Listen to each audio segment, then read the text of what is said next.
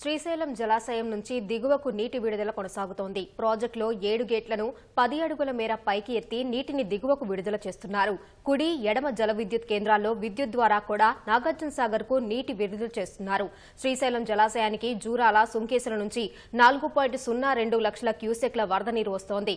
Outflow 2.5 లక్షల క్యూసెక్లుగా ఉంది. శ్రీశైలం జలాశయం గరిష్ట నీటి మట్టం 885 అడుగులు కాగా ప్రస్తుతం 883.5 అడుగులుగా ఉంది.